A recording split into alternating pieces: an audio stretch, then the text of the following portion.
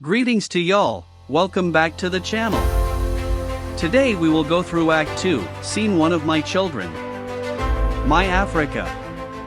Enjoy. Act 2, Scene 1. This scene takes place in Kamdabu at Isabel's home. Isabel said, her dad made the copies for Thami and Mr. M. Later, Thami said Spumla, your maid, has seen me. Spumla works at Isabel's home. Act 2 begins with a completely different atmosphere. The excitement and hope we saw in Act 1 are gone. Instead, the scene is filled with sadness, tension, and difficult choices.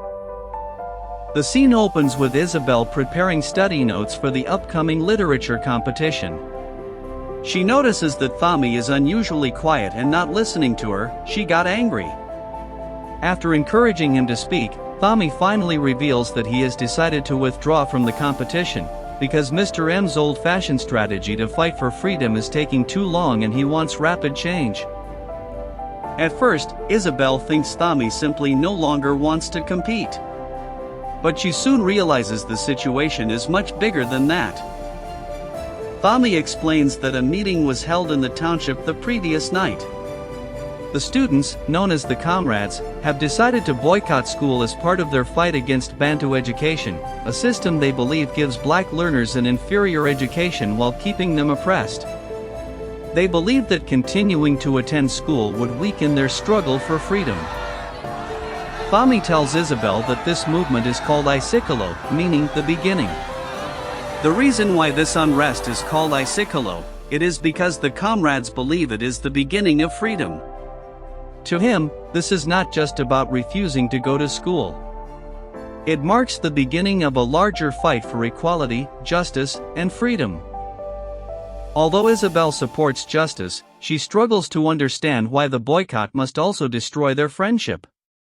She asks why they cannot continue meeting as friends.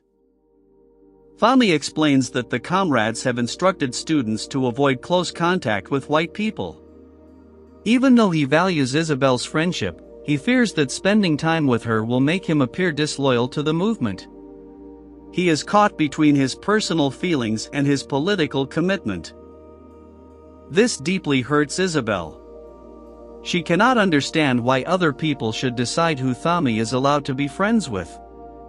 She begins to question whether this new struggle is truly bringing freedom if it also takes away people's personal choices. At this emotional moment, Mr. M enters silently. He has already learned about the planned boycott and immediately challenges Thami. A heated argument follows. Thami argues that the boycott is necessary because black South Africans have suffered under Bantu education for far too long. He believes the comrades are finally giving young people the courage to stand up against injustice. Mr. M agrees that Bantu education is wrong, but he strongly disagrees with the boycott. He believes education is one of the most powerful weapons against oppression. According to him, knowledge and words have the power to change society without destroying schools. Mr. M reminds Thami that it was education that helped him think critically and speak confidently. He also made an example about the mighty ox, the big powerful cow, and human, which he describes as the funny little hairless animal that has got only two thin legs, no horns and a skin worth nothing, and tells that ox what to do. He warns him not to reject learning, because words are powerful. He even says that while stones and petrol bombs cannot always defeat oppression, words can enter people's minds and change them forever. Mr. M then asks Thami to persuade the other students to return to school. However, Thami refuses.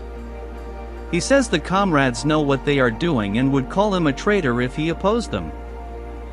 The argument becomes even more intense when Mr. M reveals that the education department has instructed him to compile a list of students participating in the boycott. Thami is shocked and asks whether Mr. M will actually hand over the names. Mr. M refuses to answer directly. Feeling betrayed and angry, Thami accuses Mr. M of working with the government instead of standing with his own people. He also told Mr. M what they were saying about him at the meeting. They called Mr. M with words saying he's a government stooge, sellout, collaborator, and he would even lick the white man's arse and even eat his shit if it meant keeping his job. Before leaving, he tells Mr. M to write down his name first because he openly supports the boycott. After Thami walks away, Isabel is left heartbroken. Overwhelmed by everything that has happened, she angrily says, "This fucking country." The scene ends with friendships damaged, trust broken, and the conflict between education and political resistance becoming deeper than ever before. Key ideas from Act 2, Scene 1. Thami withdraws from the literature competition. The students begin a school boycott against Bantu education. Thami believes freedom is more important than school. Isabel struggles to understand why politics must destroy friendships.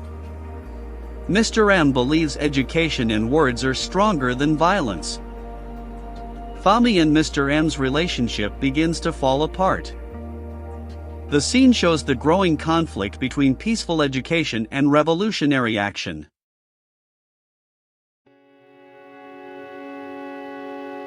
Thank you for turning up this video.